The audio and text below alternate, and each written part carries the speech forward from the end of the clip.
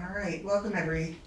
The meeting of the WSESD on January 27, 2026 will come to order. This meeting is a hybrid meeting, which means that some or all of the public body is meeting remotely and some are meeting physically in a previously noticed location where the public may attend to observe, listen, and participate contemporaneously. Please note that while we will strive to provide means for those attending remotely to participate in the public comment period, there may be technical difficulties or reasons that otherwise prevent or interrupt remote public participation.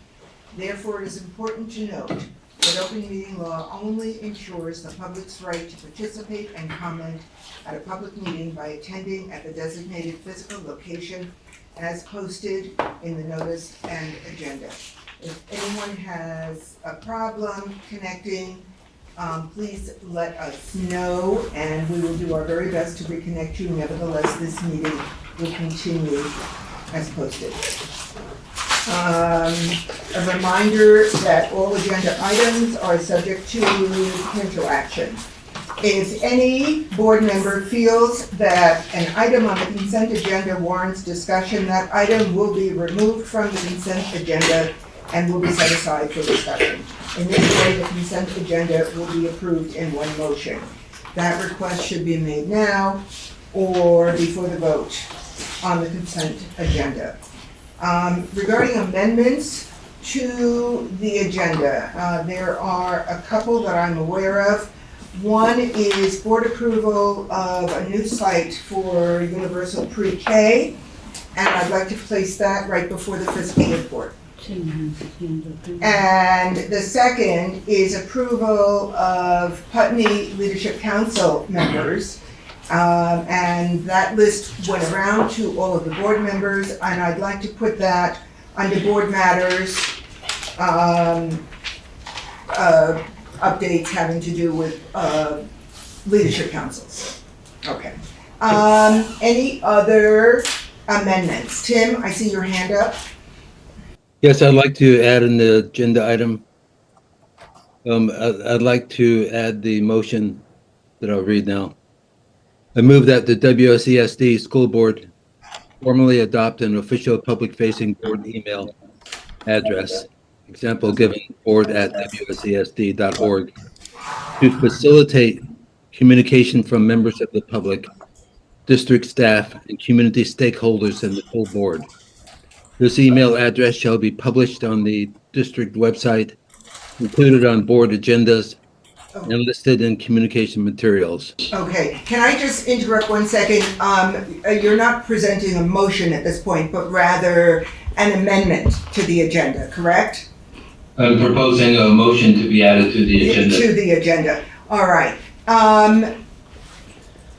Discussion about that amendment? Discussion about the amendment to add a motion to create a board email address, and there was a rationale that came with the motion. Matt. Go for it. I'm confused. Are you asking us if we want to add it to the agenda, or Yes. are you asking us to discuss the motion? We're asking it's whether we want to add it to the agenda. Thank you. So, in terms of doing something like that, that is motionable. Matt, I reviewed certainly the motion and the rationale that was sent out. I find this to be a rather complex thing that we should give some time to, some consideration. I think it will be logistically, could be fairly complicated about how it's managed going forward. It warrants some time. I feel like our agenda is pretty packed. I'd rather see it in an upcoming agenda rather than tonight, considering we have 2 executive sessions slated for this evening as well. Jocelyn. Are we actually talking about adding an email address or more of a mailing list that would just send to our email? Where I think so that's a question to this amendment that I would like not to answer. Yeah, no, Because I'm going to say, I think there are going to be a lot of questions. I certainly have, as I wrote to Tim, I have concerns about open meeting law, potential violation, and questions having to do with the rationale. And again, I know, Tim, you had suggested in an email to me that if the discussion of your motion goes on for more than 8 minutes, in view of the fact that we actually do have a very packed agenda this evening, that we would then stop discussion and save it until the next board meeting. The next board meeting, when this could be brought up, would be February 17th. So that would be a month from now.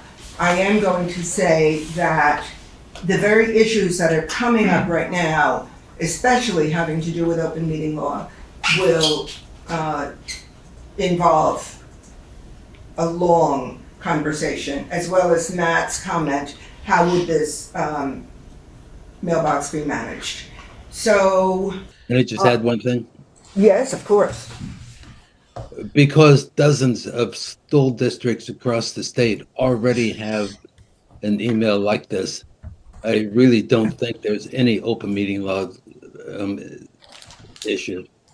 We actually have a mailbox already, like this, but how it's managed is another issue, and I would want to speak to some of those dozens of districts and understand why and how they manage it.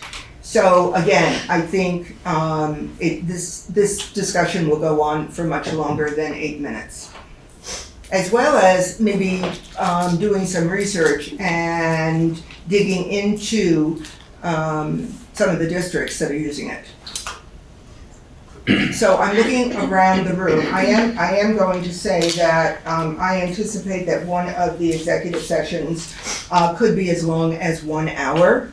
So I am concerned about timing this evening.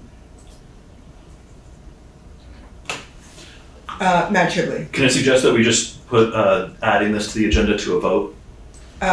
Yes, and that would be a motion.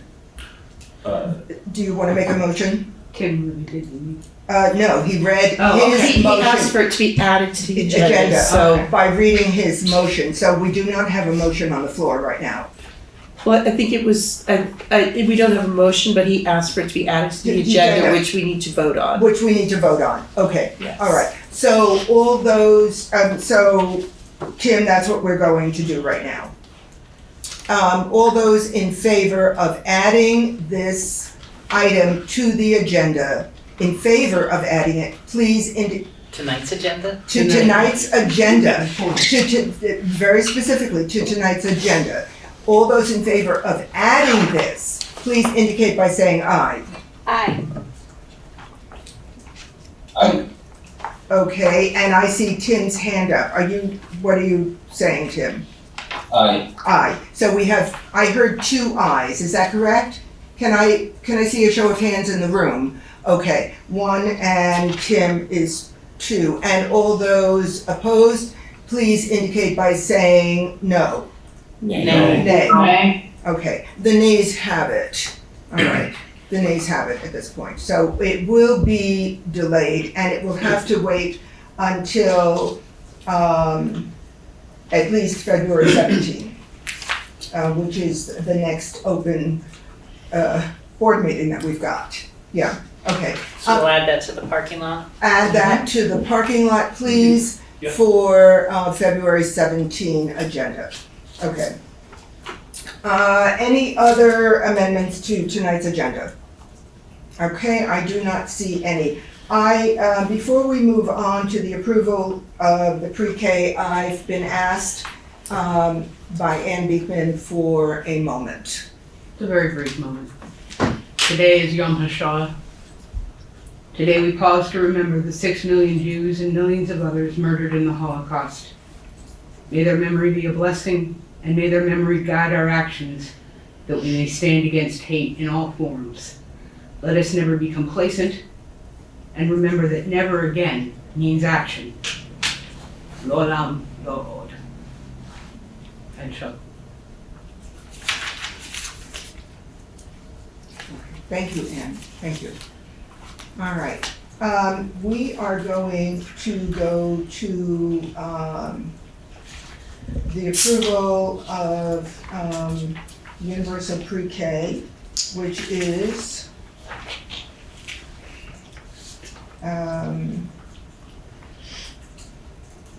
Wild Strawberry Forest School. Is that correct, Carrie?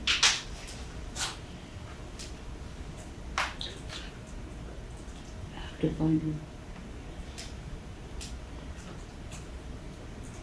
Hi there. Yes, that's correct. Sorry, I had a issue getting unmuted. Yes, that's okay. That's okay. And this is, to my understanding, already an existing pre-K organization that suffered a fire on site. Yes, that's correct. Yes. And so luckily has fortunately been able to move down the road. But it represents a new site. So have I summarized this correctly, Carrie? You have, yes, they are temporarily going to be relocated at the Bonneville Environmental Center until the end of the school year, or if they're able to get into their home earlier. But yes, Okay. the temporary move due to the fire. Well, we are fortunate that this move can take place and that employees can stay on site and kiddos can stay on site as well. Is there a motion to approve the Universal Pre-K Wild Strawberry Forest School site? So moved. Seconded. Okay, any discussion? All those in favor, please indicate by saying aye. Aye. Aye. Any opposed? All right, any abstentions? The ayes have it, and before we move on, I believe I have to sign it and the clerk has to sign it, okay? So I have it in front of me right now, and Thank you. you are so welcome.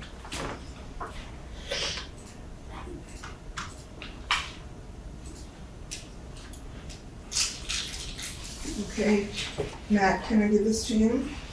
Because you're the other signature on this.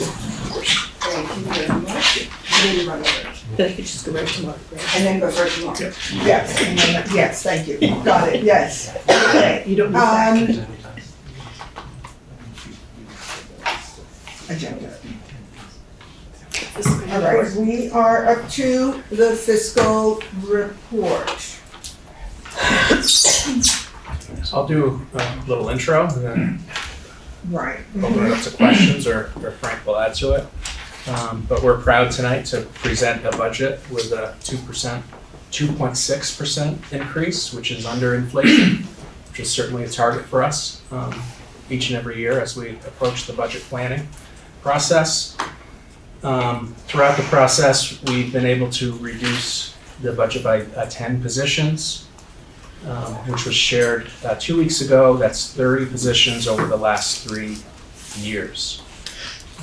Again, having to do with additional resources that we received from federal funds due to the pandemic response, ESSER recovery funds, knowing that we couldn't live with those additional positions in the long run. So over the course of the last 3 years, we've reduced the 30 positions. At the same time, our literacy and math academic achievement rates are on the rise. To the Vermont state testing as well as our local benchmarking. Across the board, we exceed the state in literacy achievement. We exceed or meet the state in mathematics achievement. Also, throughout the past 3 years, we've been able to build our own food service program. We've created the new Canal Street School, increased our public pre-K, and we've maintained capital planning throughout these years. So, we continue to support positive, thoughtful energy efficient schools that show respect to our students, staff, and community. So even with 30 reductions over the last 3 years, we've still been able to do some really influential things in our school district with the support of this board. So thank you for that. Tonight's proposal is essentially the same proposal we reviewed 2 weeks ago at Preschool School. Frank? Sure. So as Mark has said, the major revisions from the first draft that we saw in December, we discussed last meeting. Just as a quick reminder, it was bringing in the Career Center 6-semester average assumptions into the budget. They are significant, so we made those adjustments. That document was shared last board meeting reflected that. The document you have now is essentially the same first page with the tax update that we had also discussed based on the CLA information that comes from the Department of Taxes. So that's on page 3. I know that it is often helpful at this point in the process where we're looking for a motion to approve the proposed FY27 budget, as well as the capital plan. Recall we discussed the capital plan at the last meeting as well, and the rationale for having a vote on both items is that, remember, we need to move forward with engineering, with design, bid specification development in January, February in order to be in front of vendors in March when they're bidding. And that is what gives us the most competitive pricing. That's something that we've done over many years, and it's been a successful strategy. So I thought I would take just a moment to remind us of the highlights. It's on the inside of the front page there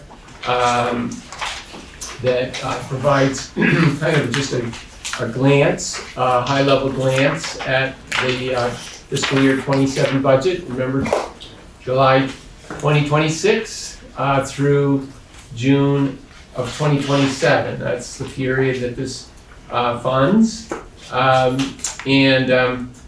The highlights, as Mark just mentioned, for $69,874,600 budget, that the increase is a little under the inflation rate, 2.6%.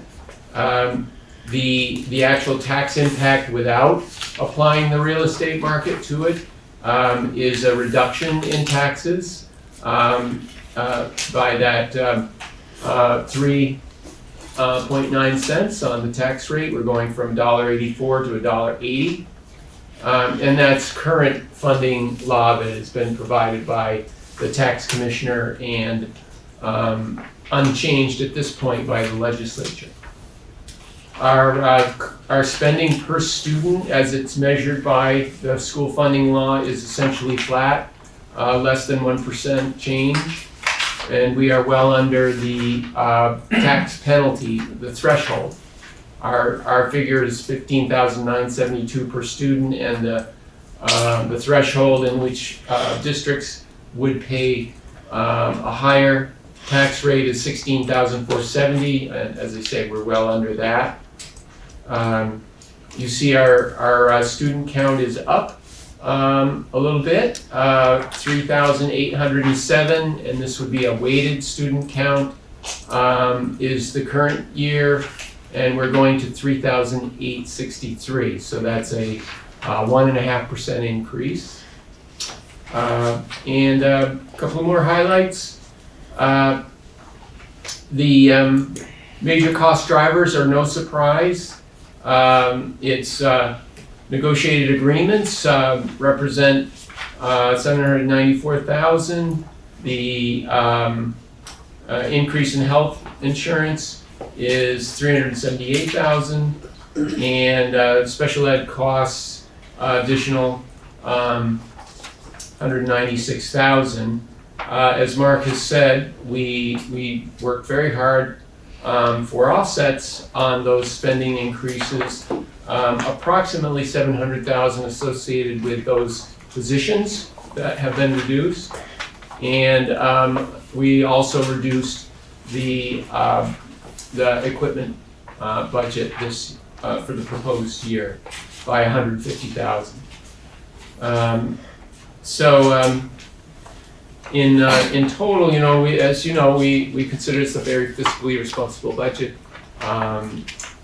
Another data point that I wanted to share that is relatively new, will be emerging, and it will get populated as boards across the state approve budgets and move them along to be warned, is of about 65 districts that have either published their what's considered final version or boards have approved. The average spending increase is about, and this would be what's called, it's a state term, education spending. So if you're looking at the tax page online on page 3, you see in bold right up front, education spending. Our number is 2.2% increase projected. Right now, of districts that have reported, the average is 4%. So we're about half of the inflation that the rest of the state has reported. Out of that 65, there are very few that are less. So my point is, an average, when you get into statistics, it's almost nobody's average, right? There's highs and lows. There are a number of districts that are, as the governor had projected, 8, 9, 10% increases. There's a few of us that are in the 2%. So we're offsetting that to get the average down to 4% at this point for the state. But that's an evolving number. It will get populated every day as we do what we're doing this evening. So just a couple other points of reference on this proposal. I'm happy to answer any questions if there are. Christina? Thank you, Frank. Is it possible for regular people to look at those numbers of budgets across the state as it's being populated on the AOE website? At this point, this is an internal survey, but yes, I would expect so, because the data collection has just been released, the official data collection by the state for a formal reporting. So the numbers that I'm sharing are the Vermont School Business Officials organization, which I'm a member of. There's about 60 of us in the state, business administrators, and it's our working document that we have regular conversations with the agency, and they're very interested in these numbers because it will inform discussion at the legislative level. But at this point, it's an internal survey. But actually, just Friday? I think I got the release from the Agency of Ed that says please report, and I'm assuming that will be. It certainly will be shared with the legislature, so I assume it would be public. And it sounds like it's going to be far lower than the 12% that they were talking about if this many districts have weighed in and the average is 4. Yeah, there was a number of reference points. One of them was the CLA adjusted tax rate. That was the worst number that we all heard early on, right? That was the governor coming out and saying 12 to 14%. And ours would be a mess like that if we hadn't have reduced positions. Because remember, Brattleboro's CLA is changed dramatically. Guilford has, again. Putney fortunately has not, but that's why we have the range of tax rates. But Brattleboro in 1 year, the CLA adds 7.6% increase. That's the real estate market. That's on the line 35 in the tax document on page 3. so when you see the CLA going from 70% of market value down to 64, they're saying, well, that's the amount that we're gonna increase the school board's tax rate to equalize the burden across the state. Dummerston, 70 down to 64, similar number. And Guilford is the one that's most severe, CLA change of 0.9 down to 0.81. So those are dramatic impacts that we have no control over, and that is why we feel that by having taxes that the equalized rate the school board is presenting to the public, assuming we move forward, it's actually a reduction of 2% or that 3.9 cents. If we didn't do that, we would see the CLA plus whatever an increase, but we are reducing the impact. Other questions? I'm looking around the room. Tim, I see your hand up. Yeah, first, is it accurate to say that the BUHS per pupil spending is about $1,500 or $1,600 above the average for the state?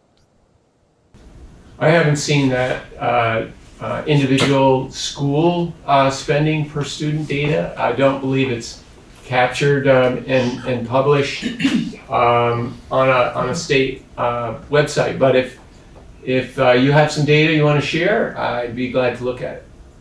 Well, it might be in the NASC report, but I haven't got the NASC report right now. Okay. Any other questions? Christina? You said that the current formula is unchanged by the legislature at this point. That sounded like a very pregnant statement. Do you expect that they're going to change it? Do you have some? Well, the main change I do expect they will likely change. I hope it's not substantial. Is the yield number as you know? Yeah. I have not heard of like that wild statewide adjustment application and a redesign.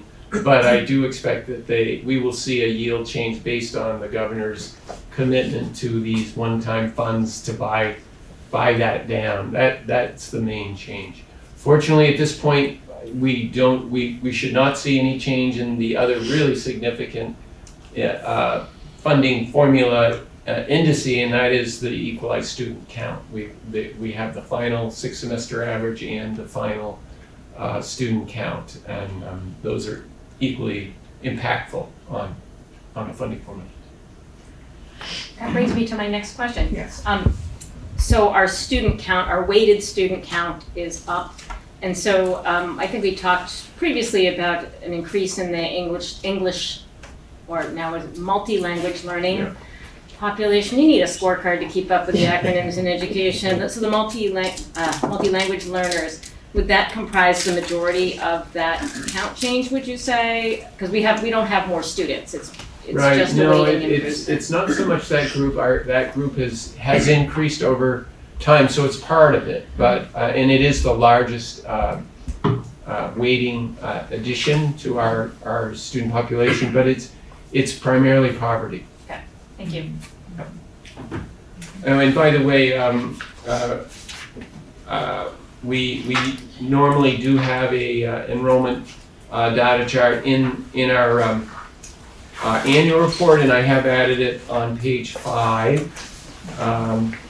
So of the handout, page 5 and 6, along with a chart on page 4, illustrate the 3-year trends. We put it in 2 formats, and again, this is traditional data that we track, in annual reports year to year to year. So the page 5 format is by school site, and the page 6 format is by town. And the way this is organized is important, that we can reconcile it back to the way the AOE collects data. as well. But to your point, Christina, these are our baseline numbers that then we don't do it, but the Agency of Ed applies weights, and you can see it's continues to be pretty level.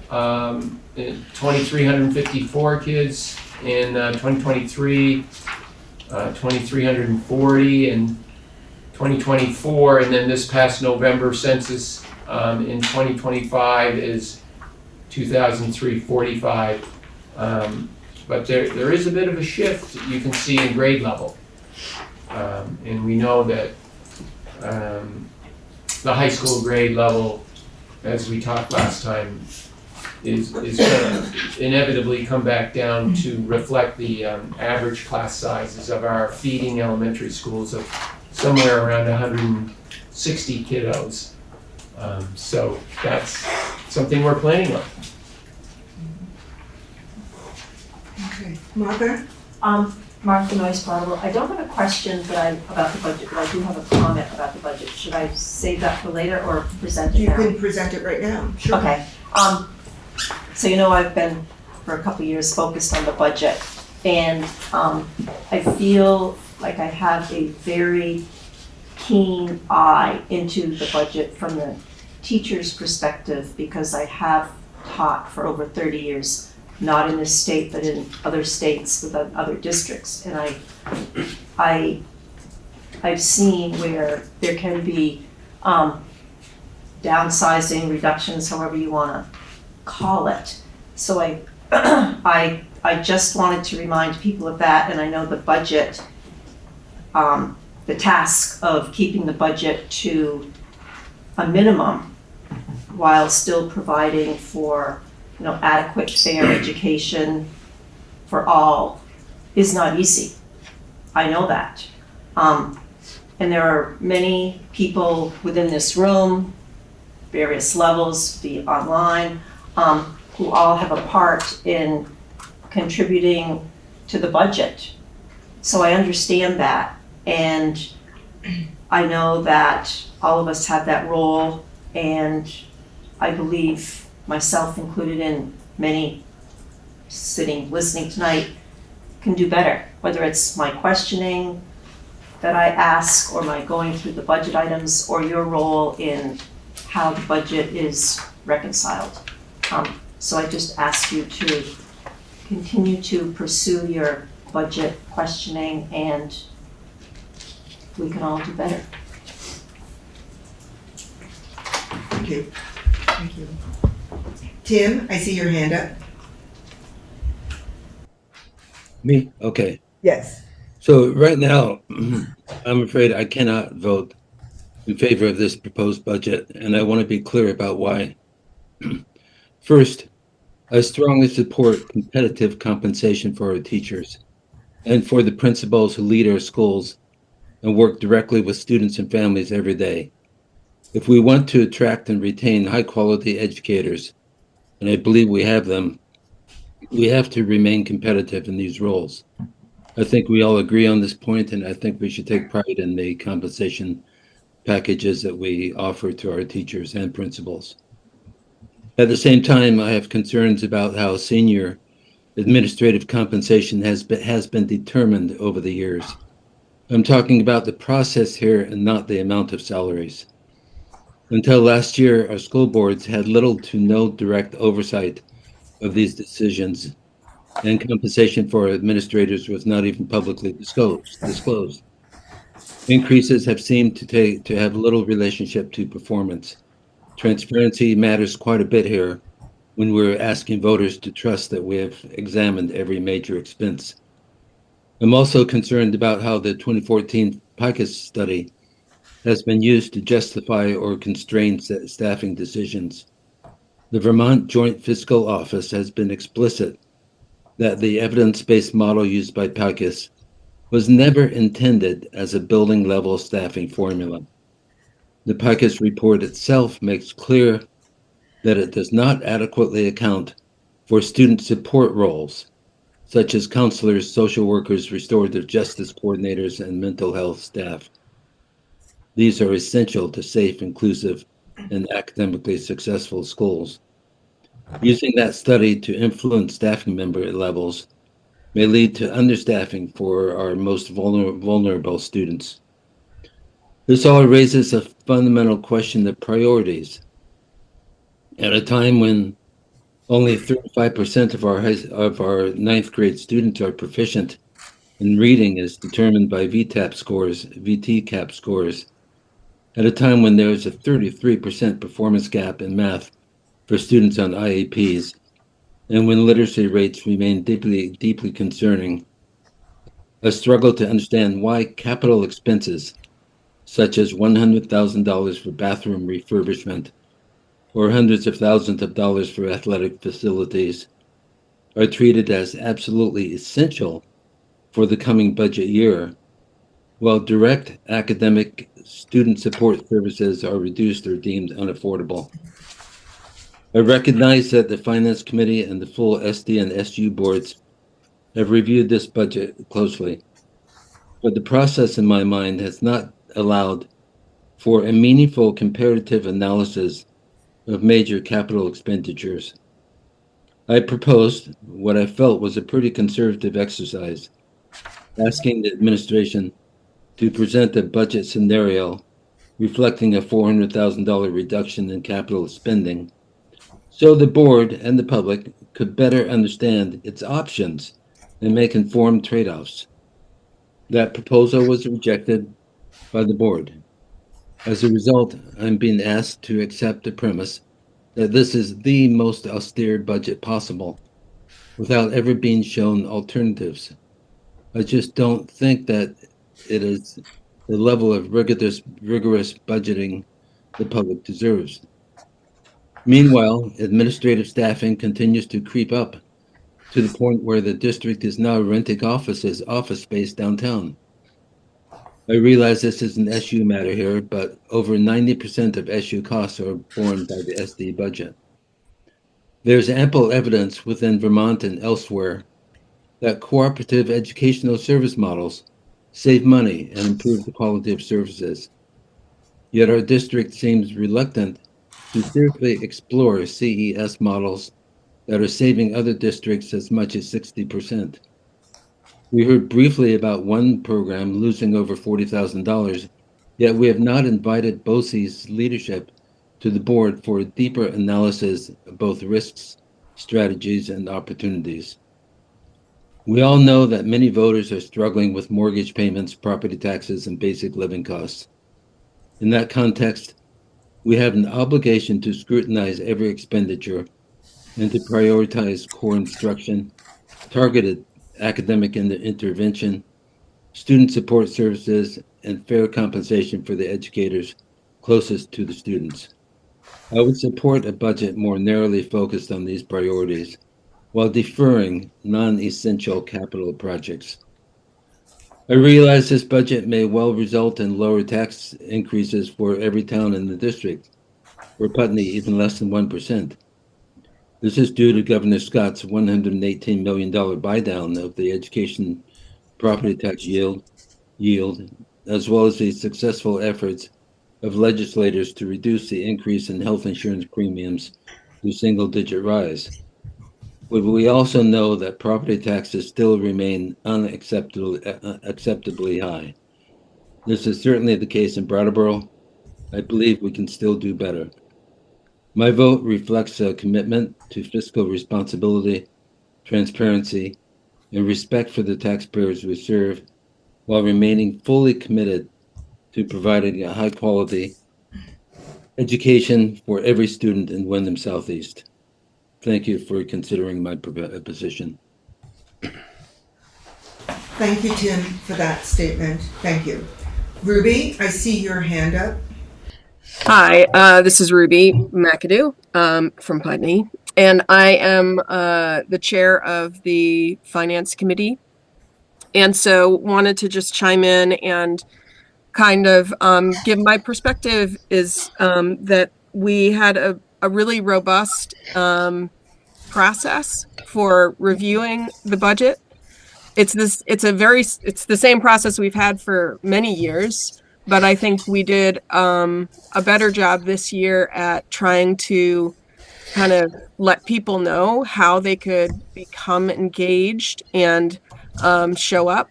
And we did have some folks show up. Martha is a great example of someone who's been at almost every meeting and raising questions and pushing back. And I think that kind of engagement, even if it's fewer voices than we might want, that kind of engagement is really valuable. And so thank you to folks like Martha. Thank you to the IBRC, the Independent Budget Review Committee. They have a process that runs kind of parallel to ours. And it's really valuable to hear their voices and their questions. And so I can say as the chair and as someone who has been at every meeting related to budgets in this budget development process, that I feel really confident in this budget. And I feel that way because we had multiple meetings where our administrators were in the room and we could ask them questions. And is this going to be a perfect budget for everyone? Are there ways that we can improve it and tweak it and make it better for future years? Always. There are always ways that we can be self-reflective about what are these expenses. But I think overall what we've heard from our administrators is these budgets that are being presented for each of the sites, each of the schools, they are the budgets that will help us reach our goals. And when we say that, we mean reach the goals that we as a district have set in terms of our continuous improvement plan.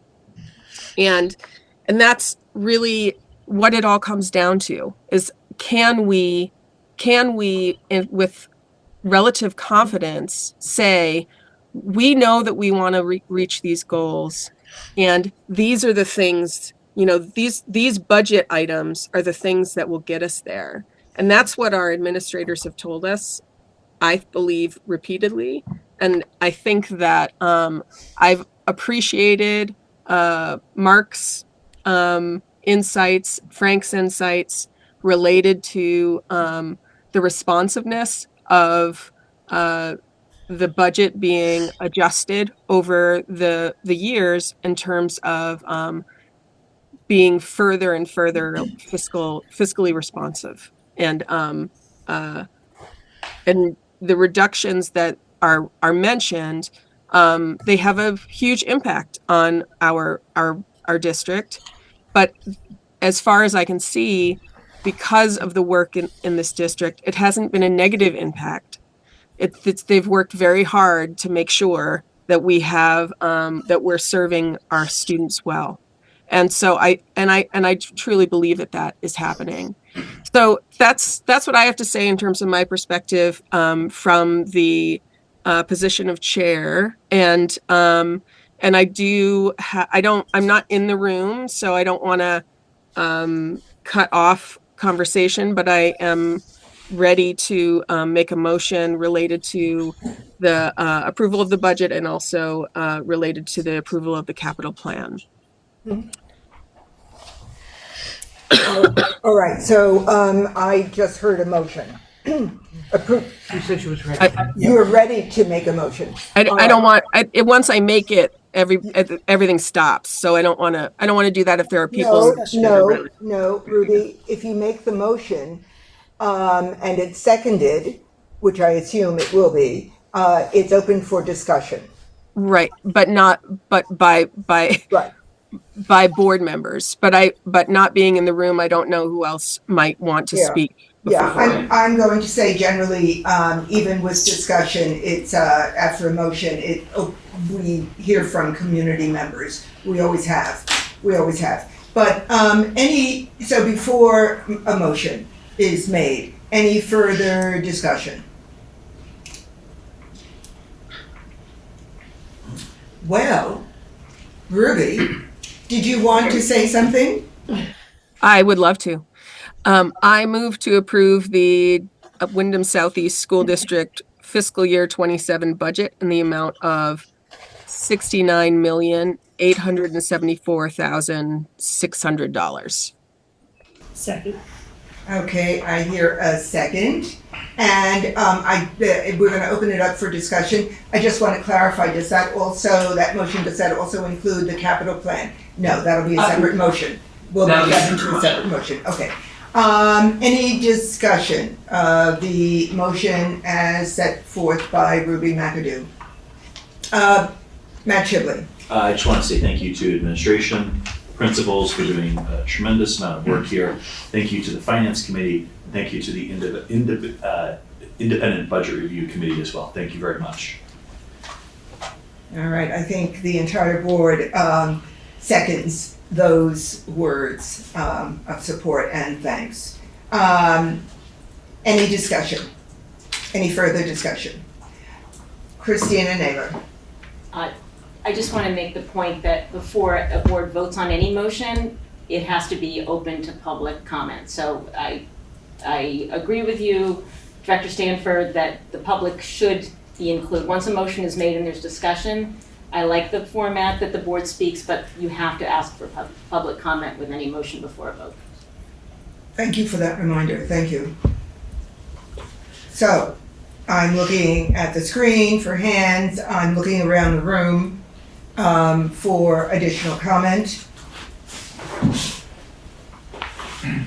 Okay. Can we hear the motion back, Matt? Ruby moved to approve the WSESD fiscal year 27 budget in the amount of $69,874,600. All right. And putting it to a vote at this time. All those in favor, please indicate by saying aye. Aye. Any opposed? Nay. Okay, any abstentions? All right, so I don't think we need to do a roll call vote. I heard one nay, and then 9 ayes. All right, so the budget passes. Thank you. Thank you. Thank you. May I make another motion? Yes, you may, Ruby. Great. So I move that the Windham Southeast School District Board approve the capital plan for fiscal year 27 as presented in the amount of $3,724,500. Second. Okay, we have a second. Do we have we're looking. Yeah. Frank Rucker is speaking right now, Ruby. Thank you, Ruby. The version that we discussed on January 13 at our last board meeting, we had a figure of $3,404,500. Okay, then let's use that figure. I just pulled this number from the document that was linked today, but certainly an updated. We want the most up to date. Yes, that would have been a prior version, and you are correct that it was contemplated earlier in the year. Yeah. All right, so Ruby, would you like to restate that motion? I would love to restate that motion, but I do not have the number that. No, okay. Can I? So Matt is willing to present the motion. With the friendly amendment, Ruby moved that the WSESD board approve the capital plan for fiscal year 27 as presented in the amount of $3,404,500. Okay. Second. We've got a second. Thank you. Discussion. Christina. Just a clarification, because page 11 of the document is the one that Ruby was using, I believe. Which document now are you talking about? The packet that you have here okay. that she's linked on page 11 of the capital plan. Okay. The number there is $3,724,500. Okay, yeah, and we didn't update that, so okay. Thank you. So I just want to clarify that. Yeah, and basically, if you look at that, Christine, and you looked at what we're proposing, the shift was on page 11. We were at 3,724,000, and fiscal year 28 was 2,940,000. We identified some assets that didn't need to be replaced in 27, but now you see the draft that we handed out at the board meeting last week, or on the 13th. You see, and I do have copies if anyone wants another one here. I got plenty of copies. We've pushed those projects to fiscal year 28, so that in total, if you look at the 2 years, it's the same amount. It's just that we've gone from, as you pointed out, Christina, 2,940,000 on a draft version to 3,280,000 in fiscal year 28, and that's always based on useful life of the assets that we're maintaining. So. Okay, does that solve the issue? It solves the issue. All right. Any further discussion?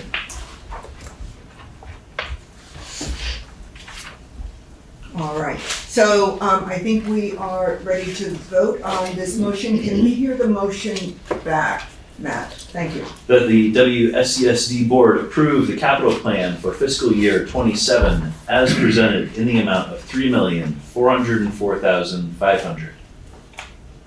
Okay, all those in favor, please indicate by saying aye. Aye. Aye. Any opposed? Nay. Okay, we have one nay. Any abstentions? Okay, the motion passes. Thank you. Thank you. Thank you to every administrator, to every board member, for your hard work and to the community for comment and suggestions. Thank you. All right, budget has passed.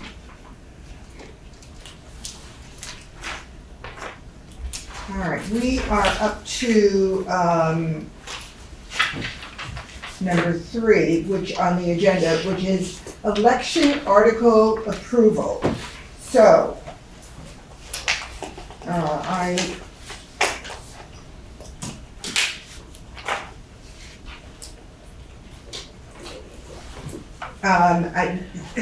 this will be a motion. I presume I have to read this entire paragraph. Yes. Okay, I do. Okay, so it's a warning of election article, Windham Southeast School District. The legal voters of the Windham Southeast School District, including the towns of Brattleboro, Dummerston, Guilford, and Putney, are hereby notified and warned to meet as follows.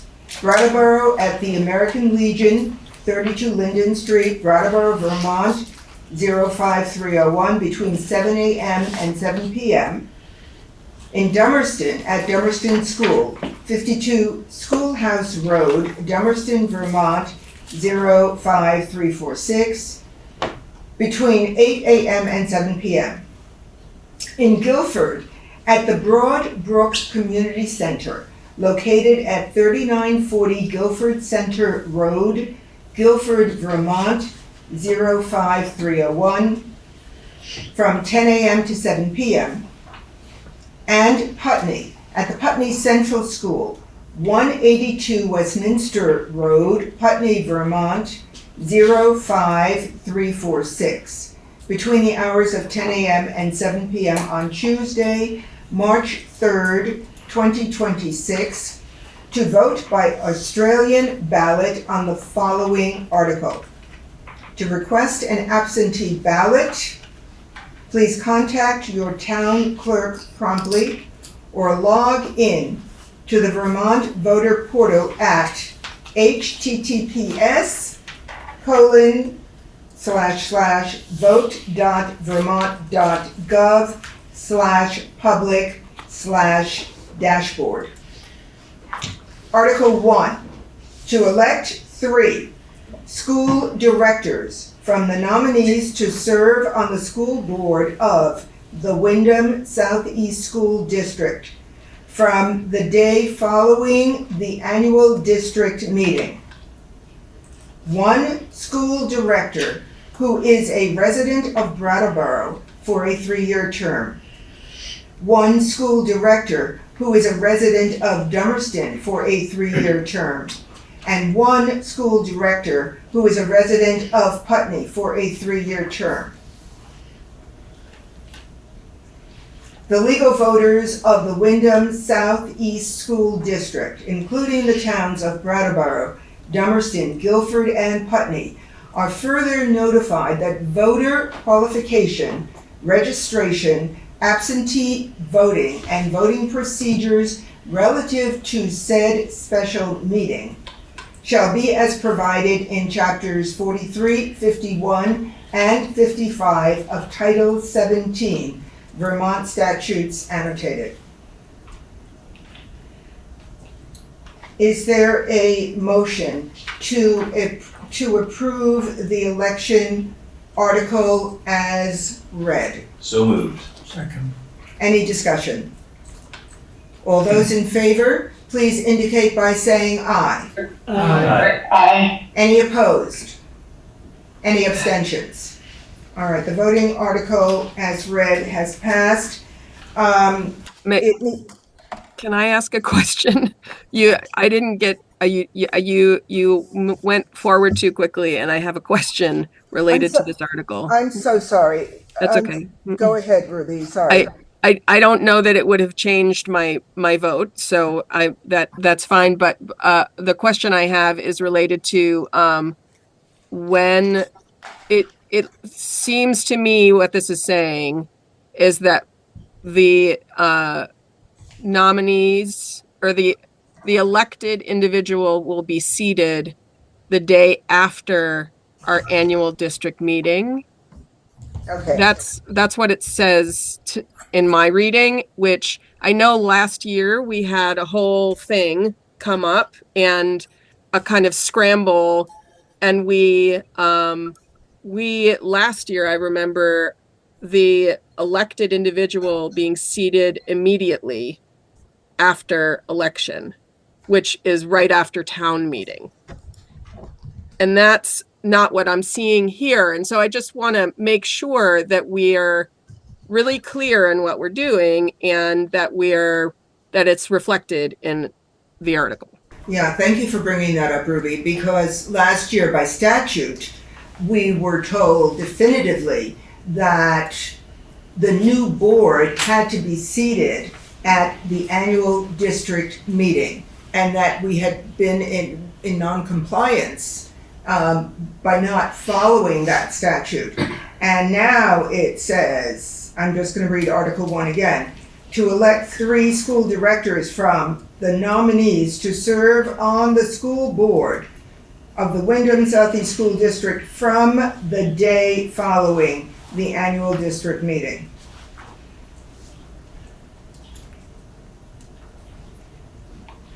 And from the day following the annual district meeting. So my understanding in talking to Mo Hart in the district office, in the central office, is that the reorganization of the board takes place based upon statute that we were following last year, takes place on March 10. But the annual district meeting is on the 17th. So that raises a question about this. Yes, Kim. I have a feeling it was just copied and pasted because this is something that's presented every year, and we can change it right now to what was decided last year and say that it from that immediately after, Yeah. the way I believe So- statute read was, I didn't mean to interrupt you. Yeah, that's okay. Yeah, that, The first meeting. the first meeting following the election, the new board is seated. Yes. And that first meeting following the election is March 10. And that's the statute that we were following, and we were corrected, and we tried not to do that last year, and we were told we must do it this way. So, so statute says that on March 10, we will seat the new board, reorganize as a board, and that means on the 17th, the board that's seated at the annual district meeting is the new board. Yes. Is the new board. Okay? All right.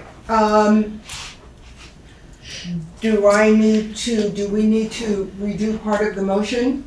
We should redo part of the motion. I think it would be wise to Yes. just vote on it again to affirm the change. Yeah,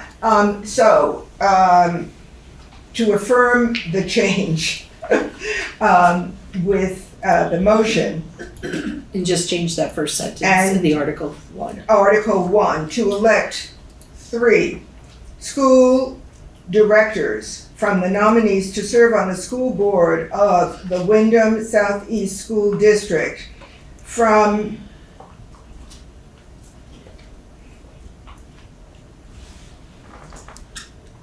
the first board meeting following the election. Correct. Yes, so that at the annual district meeting, the new board is seated. So that's the correction of the motion. Correct. Okay, all right. So moved. Seconded. So discussion. First of all, before I call on you, Tim, Ruby, thank you very much for pointing that out. And making sure that we are doing this correctly and legally. Thank you, Ruby. Tim, I see your hand up. Yeah, I would be a little more precise and not say that the term begins with the first board meeting, but the term begins the day of the election.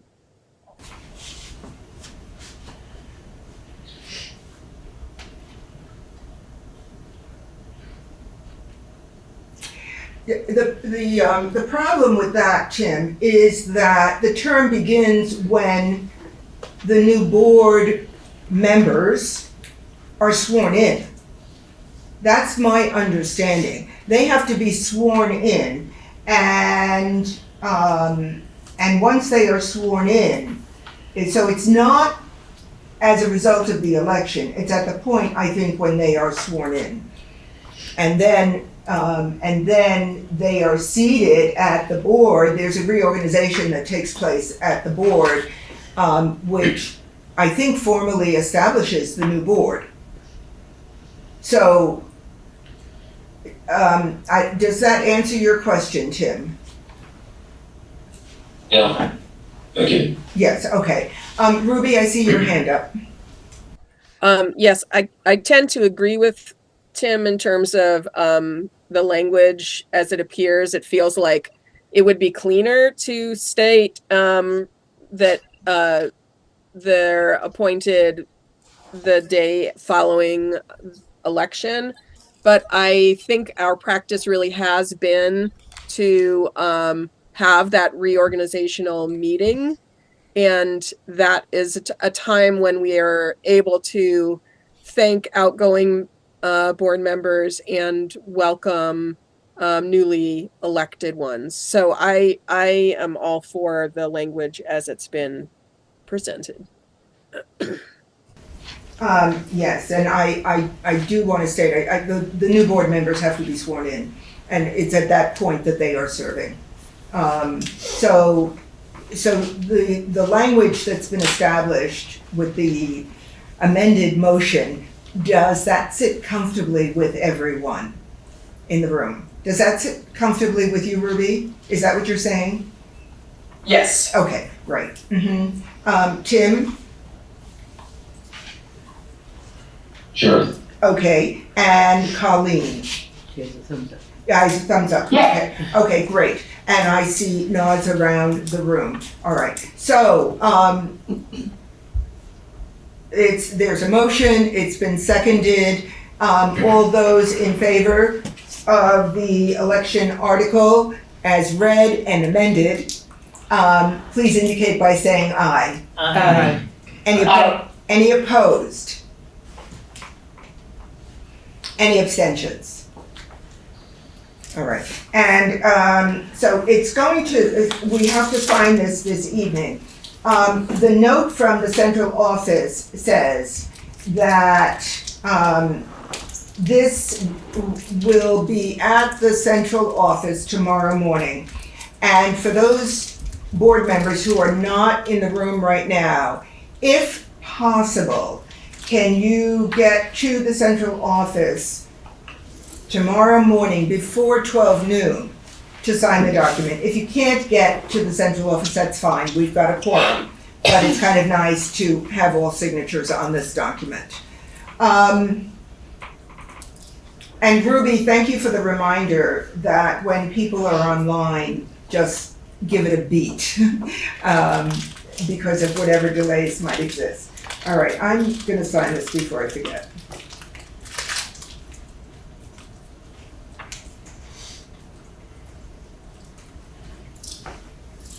Okay, and then that, as it goes around the room, it will go to Mark, and okay, Tim. All right. Okay, Tim, I see your hand up. Yeah, not to get too personal, but I'm testing positive for COVID, even though I'm almost over it, so I won't be going to the office. Okay, right. Not good. Yeah, I appreciate that. Thank you. Thank you. Wow, COVID is going around, isn't it? All right. I hope you are feeling okay, Tim. Yeah, thanks. Okay. Election article. We are moving through the agenda, student matters. Yeah. Yes, please identify yourself and your town. My name is Riley Bristol. I'm a student representative and I'm from Dummerston. Willow and I have a short update on our student engagement project that we've been working on. We're currently leaving the planning phase. So we're going to begin actually visiting these elementary schools that we're focusing on within the next month and a half, sometime late February, early March, where we've worked on getting emails sent out to organize those days that we can go visit and meet with the sixth graders. And so we're hoping to get responses pretty soon. That's pretty much it for now. Until we visited, we don't have anything else to report. Okay, thank you. All right. Matt, can I give this to you? And would you be willing to change this? Yep, Thank you, so that it goes in correctly. Thanks. Okay. So we have done student matters, thank you. We'll do public comment on non-agenda items, and then we're gonna take a 10-minute break, okay? Public comment on non-agenda items.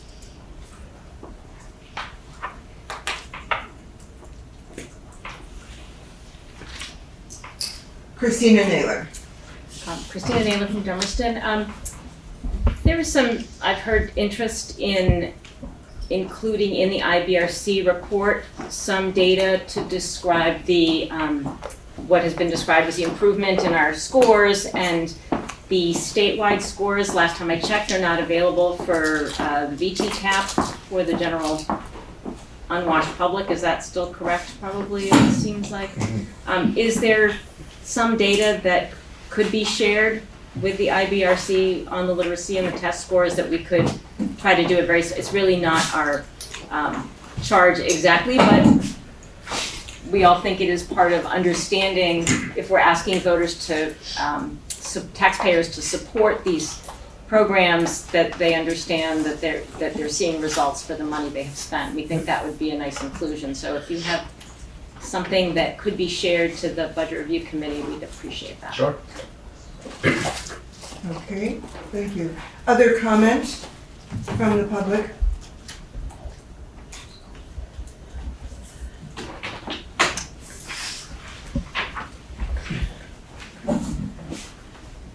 All right, I don't see any hands up.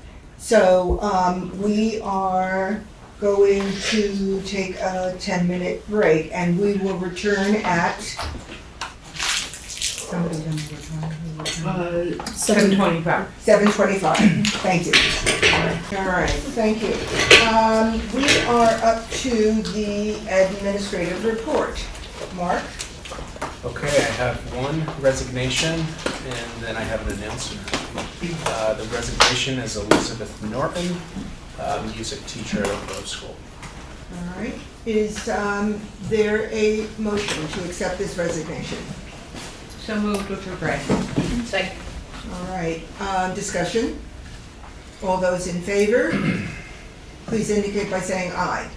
Aye. Aye. Any opposed? Any abstentions?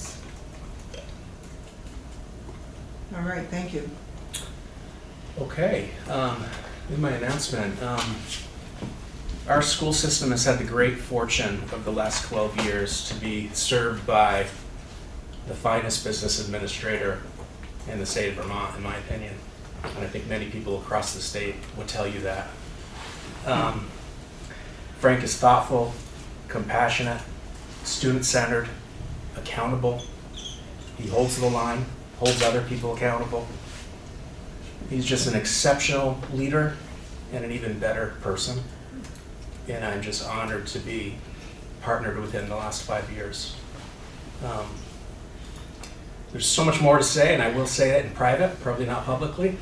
But Frank has chosen to retire in December of 2026.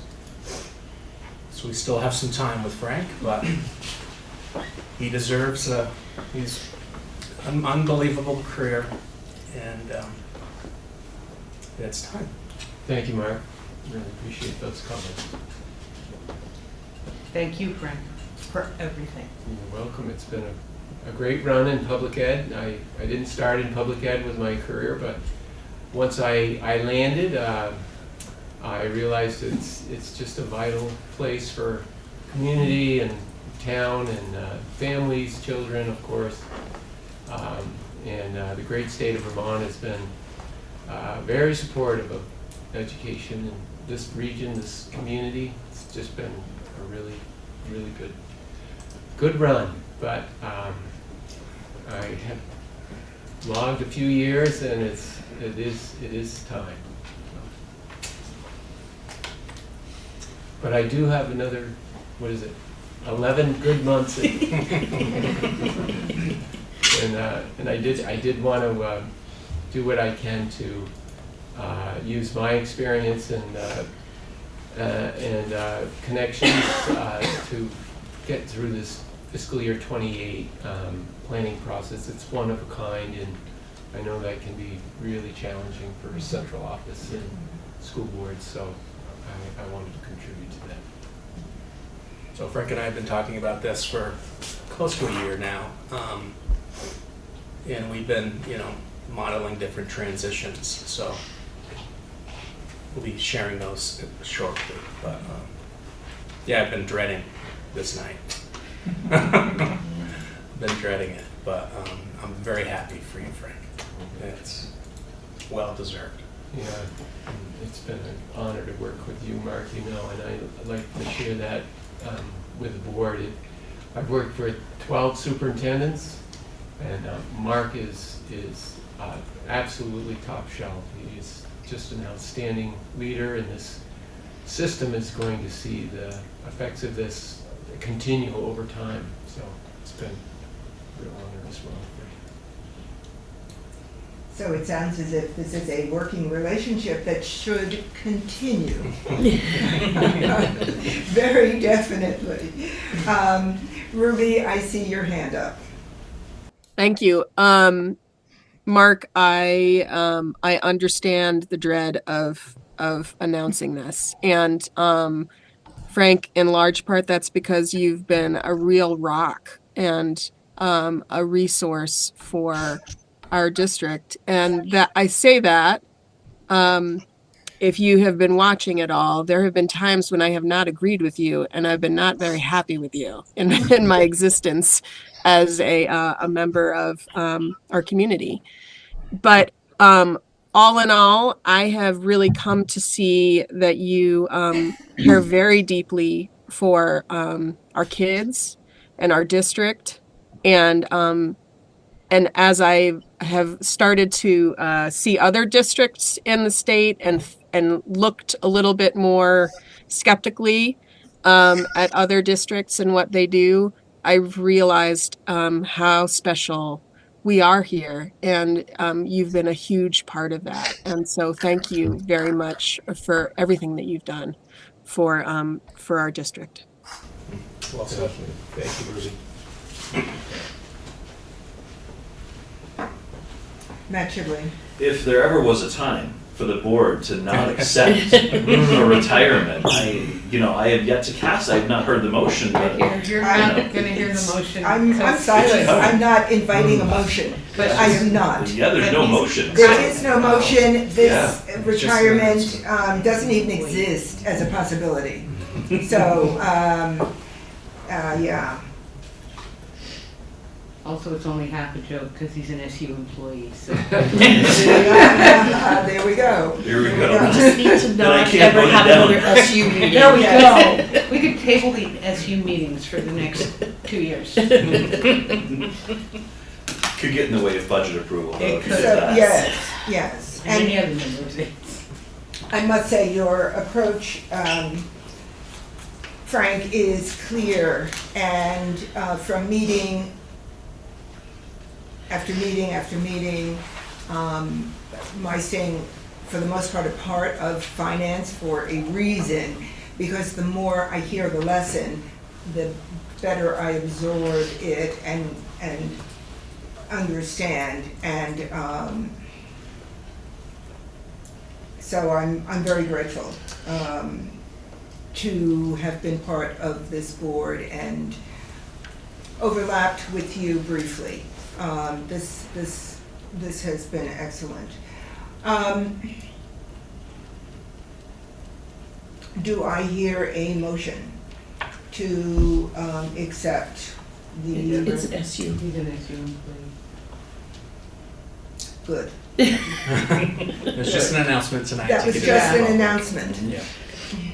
Yeah. Good. Because I didn't. Good. I know. Thank you. Good.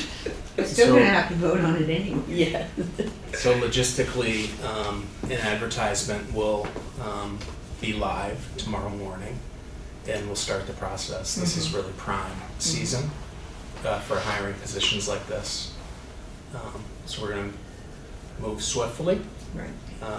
Mike will get that advertisement online first thing tomorrow morning.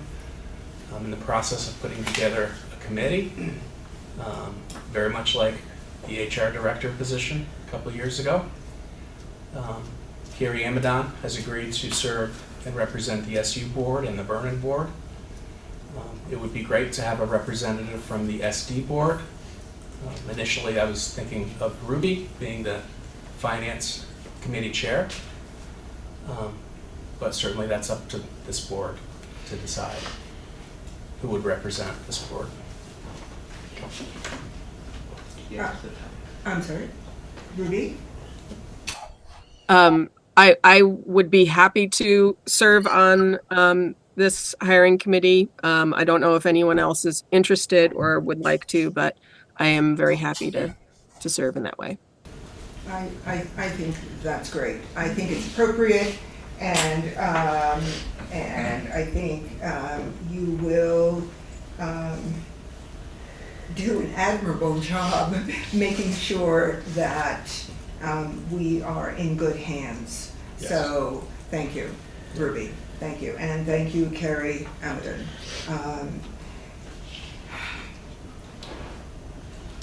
So there can be no motion on the part of the SD board to accept this retirement. Because the SD board refuses to accept this retirement, let me just say that. So thank you, and you will get quite a send-off from us, yes. Other business, Mark, anything else? Nothing else tonight. Okay, That's enough. That was enough. Yeah, thank you, Mark. Thank you. All right, on to board matters. Leadership Council updates. The amendment is to accept the Putney Leadership Council slate. You know, this slate, in talking to Mo Hart, slipped into the database unbeknownst to all of us. So even as I kept on urging, is Putney gonna put people into their leadership council with only 3 people listed officially? So you have this slate of individuals, board members, and I don't think we need to go through each one name by name. You have the slate, you've seen it. Is there a motion to accept So moved. this slate for the Leadership Council? So moved? Seconded. Okay, any discussion? All those in favor, please indicate by saying aye. Aye. Any opposed? Any abstentions? All right, slate is approved. Any Leadership Council updates? Windham Regional Career Center met last Friday. It was a terrific meeting with a lot of enthusiasm. Nancy presented the budget, which is level funded without cutting any staff or programs, which is duly impressive considering how much of her materials are slapped with tariffs. So, quick update. Okay, thank you. Any other Leadership Council? Guilford was supposed to meet, but it wasn't warned in time, so we did. Okay, all right, yes, we do need to follow the rules of open meeting law and warnings, yes, okay. Putney Yes. meets this Thursday. It's had to be rescheduled due to conflicts. Okay, all right. Okay, moving on to board subcommittees.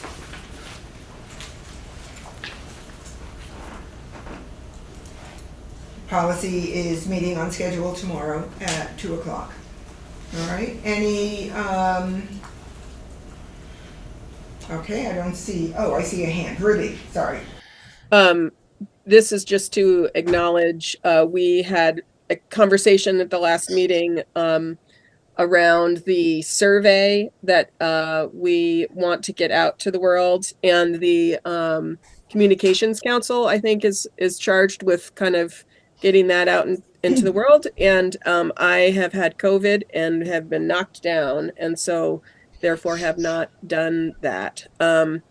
But so it's just acknowledging that we're a little bit behind on that plan, but I'm feeling a lot better, and I'm hoping to kind of pick that baton up in the next few days.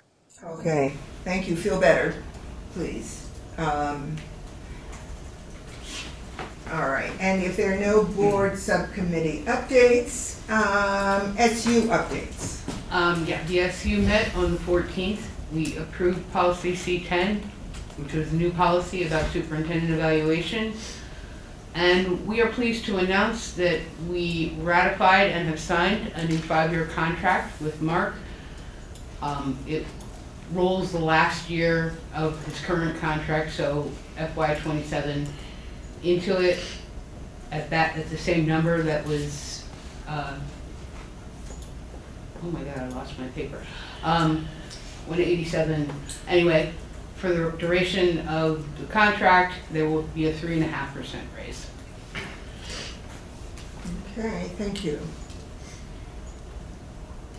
We are moving on to update on legislative issues related to education.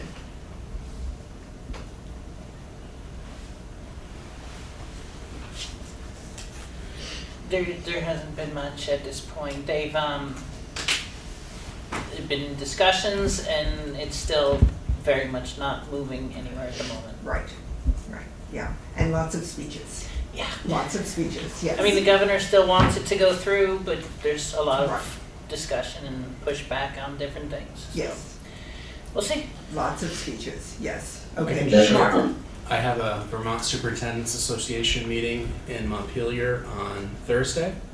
And legislators have been invited to participate in that, parts of that meeting. So great, there will be opportunities for some breakout rooms. perfect, great. Okay, Tim, did I hear your voice 2 seconds ago? Yeah, I just wanted to mention, you can find it online, but Vermont Public in their Vermont edition yesterday at noon. Had a very good discussion. Secretary Saunders dug in about how collaboration is necessary. And she was rebutted really well by Daniela Sutherland, a UVM researcher, who again argued that there's no solid evidence to show that collaboration saves money. So if you want to catch that, look it up on the Vermont edition. Okay, all right, thank you. We are going to move on to the consent agenda, which is short. Is there a motion to approve the minutes for January 13, 2026? So moved. So moved. Yes. Second, and have a discussion. Okay. Second, okay, we have a second and discussion. Yes, there, in the Guilford Leadership Council updates in the minutes, it was listed as John Sessions, should be John Gagnon. John Gagnon, okay, great, thank you. So that will be corrected, all right. It was talking about when him and Keith are gonna do the joint Right. session thing to cross. They cross their names, yes, okay, got it, right. And, right, so we want to make sure that that gets pulled before we come to the consent agenda. So that, but it doesn't matter, it Yeah, doesn't it's a matter. clerical error. I'll certainly update it. Got it. It's not Thank you. substantive. Got No, it. right, Okay, thank it's you, not. great. Any further discussion? So with the correction, approval of the minutes for January 13, 2026, all those in favor, please indicate by saying aye. Aye. Any opposed? Any abstentions? All right.